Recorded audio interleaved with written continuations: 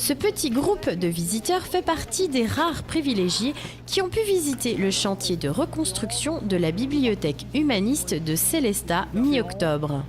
Le temps d'un après-midi, la ville a décidé d'ouvrir le site au public. L'opération s'inscrivait dans le cadre des Journées de l'architecture organisées au niveau national depuis une quinzaine d'années.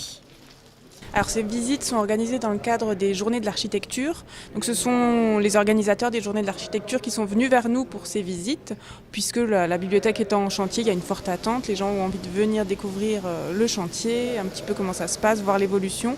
Donc on a accepté de participer à ces visites dans le cadre des Journées de l'architecture. Pour des questions de sécurité et de calendrier des travaux, seules 4 visites ont pu avoir lieu. C'est vrai que c'est compliqué parce qu'il y a une forte attente et on est encore un peu tôt dans l'avancement du chantier pour proposer des visites assez régulièrement. Donc il a fallu qu'on s'organise pour limiter aussi au niveau de la sécurité, limiter les jauges. On n'a pas le droit d'avoir plus de 20 personnes à peu près au même moment dans le chantier. Donc on a prévu de faire 4 visites dans l'après-midi, 4 visites pour 15 à 20 personnes à chaque fois. Donc 4 visites dont 2 qui se chevauchent. C'est ce qui aujourd'hui tient l'ensemble des planchers. Donc c'est quelque chose d'assez technique et contraignant parce qu'en plus ils vont être protégés, le but étant pas avec les engins au cours des travaux de venir les abîmer. C'est avec beaucoup d'intérêt que les visiteurs, pour certains des professionnels du bâtiment, ont suivi les explications de l'architecte délégué et du conducteur de travaux principal.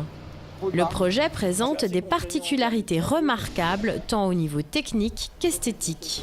À la fois cet embellissement du patrimoine existant qui demande toute une technicité pour rendre ce bâtiment aux normes actuelles sismiques sans le dénaturer dans son architecture d'origine et de laisser voir finalement l'essentiel de son espace, cette grande nef centrale, et la partie extension qui est caractérisée par une architecture assez ambitieuse, assez audacieuse, avec ces piliers en grès qui reprennent cette idée de l'ancien, mais avec une manière totalement contemporaine de le faire, et une façade qui est complètement dématérialisée, avec cette série de pleins et de vides.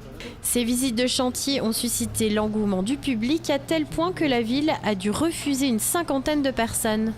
L'ouverture de la nouvelle bibliothèque humaniste est prévue pour le printemps 2018.